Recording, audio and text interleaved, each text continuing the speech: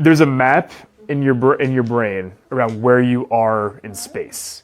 So where that is, where the window is, where Viv is. If that area of the brain isn't working the best way that it should, it's going to have a hard time making out where that map is. So it's going to have an inaccurate representation of how close Dad is, of how close Viv is, of what's in this space, what's in this space. So are the eyes associated with missing fields of vision? Possibly, but there's also a big neurologic component potentially to that as well. And that's the thing. His eyes are able to move appropriately, where it might be contributing to that, but I would say that's probably a little bit more neurologic in nature as well. But with that being said, doing different vision therapy, that's going to correlate with that part of the brain as well, while we're doing all the brain stuff corresponding with that.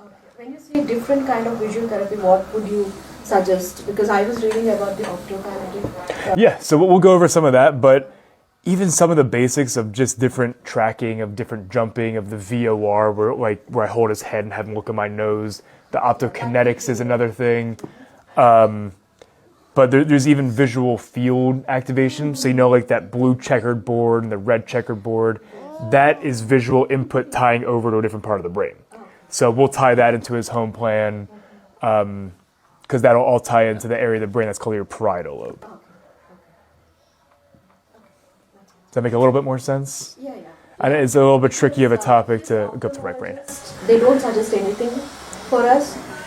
They just check his vision and they see if there is any improvement in the vision or not, or if it's the same. Right, and that's the thing. So optometrists and ophthalmologists are really good at what they do, but it's vision obviously includes the eyes, but sometimes it goes a little bit more than the eyes.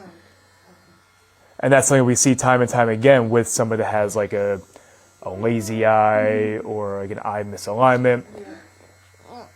Doing the patching and doing sometimes the surgery to shorten the muscle to get them aligned works for some people, but for other people that misalignment of the eye comes right back because it's not necessarily an eye muscle issue, is the brain's coordination of that eye muscle. Okay, so like a cranial nerve.